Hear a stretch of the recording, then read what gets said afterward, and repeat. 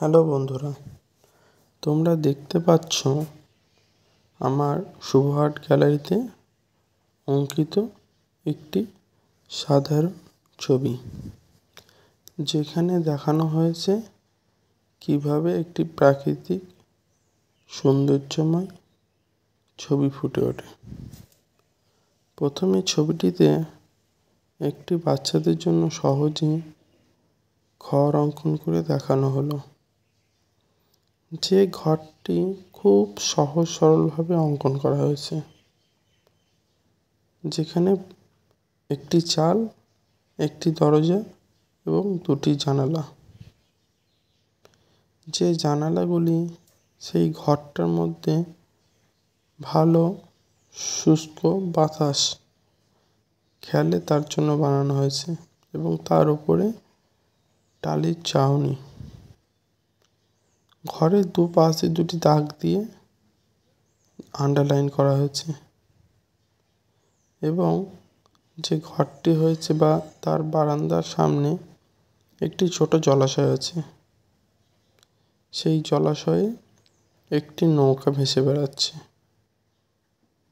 নৌকাটি খুব সহজে ড্রয়িং করা, এবং তার উপরে দুটি পালের মতন করে দুটি দাগ দেয়া, এবং সেই নদীটিতে একটি বড় পদ্ম ফুল ফুটে আছে।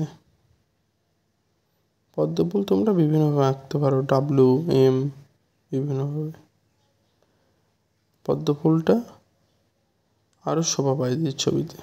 এবং ঘরের পাশ দিয়ে একটি বড় গাছ দেখতে পাওয়া যায়, বট গাছ, যেখানে তার পাতাগুলি ঢেউ খেলে আছে, এবং নদীর যে শেড হয় সেটি ছবিটিতে দেখানো হয়েছে।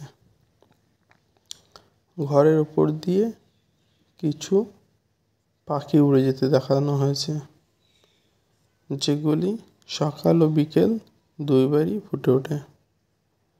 তার পাশাপাশি একটি ব্ল্যাকবোর্ডে তোমাদের সামনে সহজে একটি নৌকা অঙ্কন করা দেখানো হয়েছে, খুবই সহজে তৈরি, যেটা বাচ্চাদের জন্য খুবই সহজ সরলভাবে অঙ্কন করা, এবং তার উপরে একটু শেড দেওয়া হয়েছে, যা তোমাদের দৃষ্টি আকর্ষণ করবে। কিভাবে বাচ্চারা একটু তুলি না ঘষে, চক ঘষে শেড দিতে পারবে।